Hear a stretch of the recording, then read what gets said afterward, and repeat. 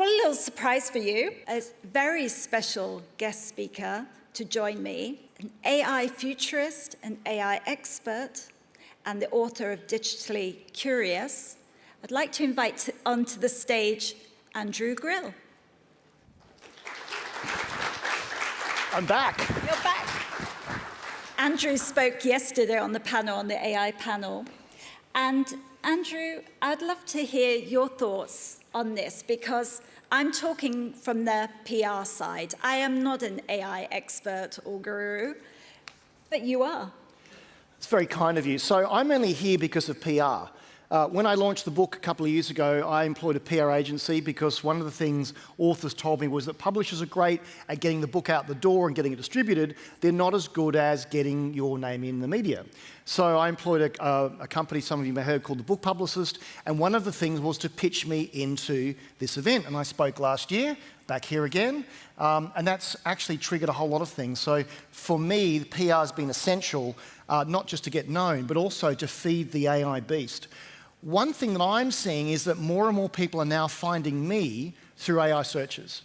And often people ask, well, why is that? And I've tried to reverse engineer it. What AI systems need is answers to questions. In the old days, you would look for keywords. You'd type a few keywords in and then Google would do the magic. You get 10 links and it's good luck. Most of you have probably tried Google's AI mode, where you type in a query, it's longer than 4 or 5 characters, and it comes back with the answer. What I'm trying to do is make sure that that answer includes me. So often when I speak, I ask people to show of hands who's Googled themselves. Not only should you be Googling yourself and your company to see how you show up, you should also be using the major AI tools, not just to say, Andrew Grill. While I was sitting there waiting to be called up, I actually said, what do you know about Andrew Grill? What ChatGPT then did was went off to see what it had in its memory. And it has all of my media. It has everything there. And that's only because I've had a multi-faceted strategy to make sure my message gets out there. I have a question because we heard a lot about TikTok, social media. How would you say optimizing for AI search compares to optimizing in social media content and creating a lot in terms of getting your brand out there? What are the benefits of each, and what would you say are the cons, especially for small businesses? Because one thing I've noticed is you say Google yourself, or like, I've asked about my business, one of the ChatGPT and Claude, and for small businesses, it's really hard to get into the rankings, even if you have a website, because a lot of the databases are like a year out or like 2 years ago, so they don't update the database as much. So what would be your take on that? Well, I'll just dispute that, because I've been doing a trick lately. So I'm lucky I'm on some internal BBC list. So I get called all the time to give commentary. And so what I do, because AI likes content, I grab the clipping of the radio clip, I get the transcript, I put it on my website. I've done about 650 talks and media engagements. So every single page of those, every single engagement has its own page. So I did a trick one day. I uploaded that. I then asked ChatGPT, has Andrew Grill been on BBC recently? And this was 3 hours later. And it said, yes, he was on BBC Bristol this morning. So I don't know that now AI systems are so behind. They do have a memory, and initially the first versions of ChatGPT had a cutoff, but now they have to kind of interrogate that. What Google has done in their AI mode, it is nearly instant, because Google have spent the last 20 years trawling the internet and ranking it. So probably you're going to default to Google now, and you're going to type a longer query in. But to your point about social media, it depends on what your product is and where your audience is. For me, with what I'm doing, LinkedIn is so important. And I read a study today, LinkedIn is now becoming more of a trusted authority. So again, type into your favorite chat engine or into Google AI search, what do you know about my business, and what do you know about it from LinkedIn, to see if it's actually using LinkedIn as the source. So I'm finding a lot of times my LinkedIn articles are actually forming part of that. So for me, the most important social media is LinkedIn, and then websites, and then media. Yeah. Alison? Yeah, I definitely think LinkedIn is more and more important for AI. Also, things like Reddit, that has definitely been cited by AI. So that's, that's not for everybody, but for some companies, that's super important. Now, the interesting thing is, as I understand, is that it's picking up content, so text content, but it's not necessarily picking up videos. But having said that, it is trawling YouTube as well. So Google, because they own YouTube, that is actually your secret weapon. So the trick I've done is, and another thing, if you've got a website, look at Google Search Console. Google Search Console, it's free. All it requires is you to prove that you own your website. So you put a little cookie on there or something like that. So I now, at actionablefuturist.com, I can now inject my latest content into the search engine, and within a few hours it'll update that. What I found is even more sticky is if I have some video content on YouTube, that almost immediately goes into the AI index because Google owns YouTube. So YouTube has now become even more important.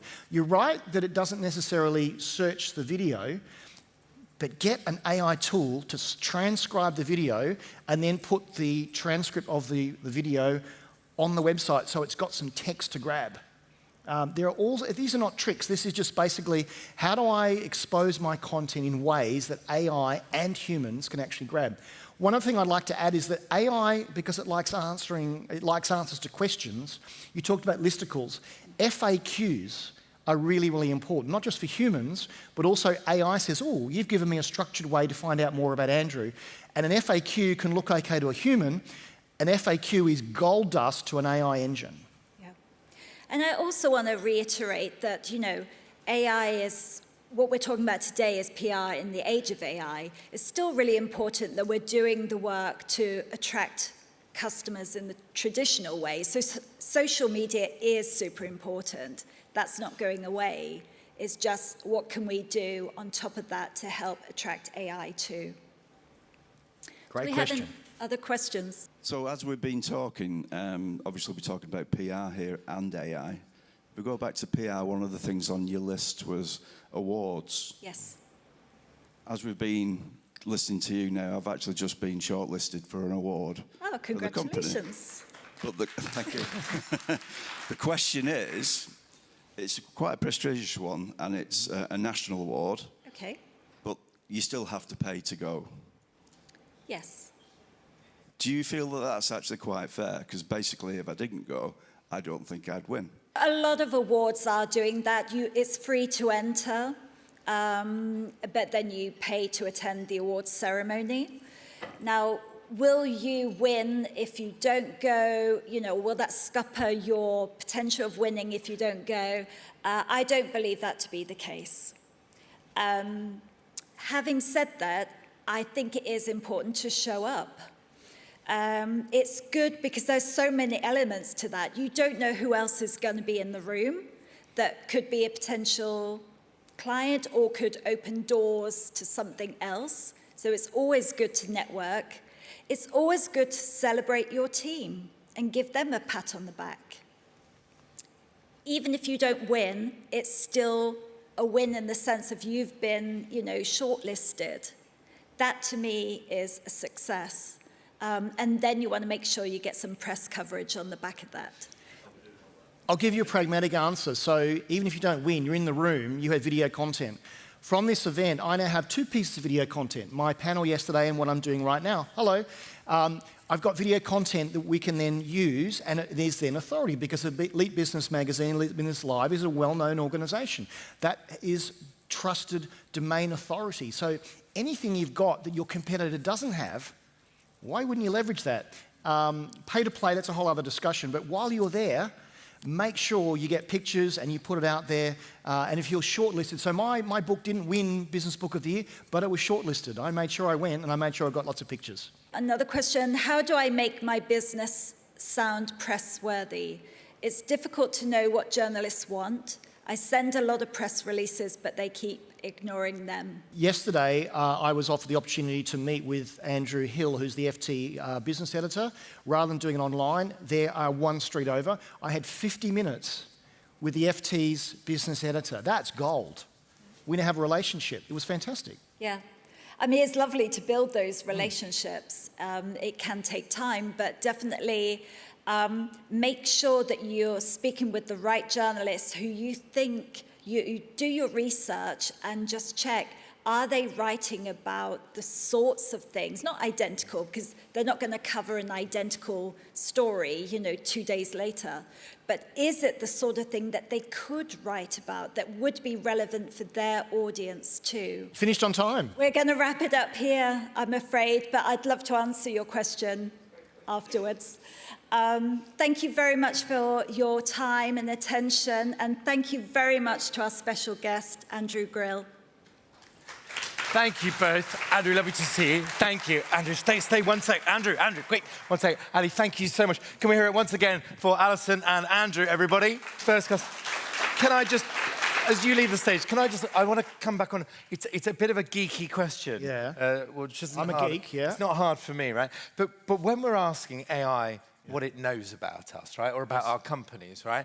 I know this sounds like a silly question, but that LLM also has access to the privileged knowledge layer of everything we have discussed. Yep. In other words, if I ask ChatGPT what it knows about one of my favorite companies, it is also drawing on everything we've discussed. In other words, I ought to prompt it to exclude everything we've discussed or only search for stuff that's in public. Otherwise, it's my magic mirror telling me I'm the fairest of them all. Or incognito mode, where it doesn't know who you are. For everything, Exactly. if you want to, or ask a friend with another computer, what do they know about me? You're dead right, incognito resets the plane. Otherwise, you'll only top your own polls all the time, right? I hope so. Guess what? Who's the fairest of them all? And the answer is Ali Shadrach and Andrew Grills, everybody. Thank you very much indeed.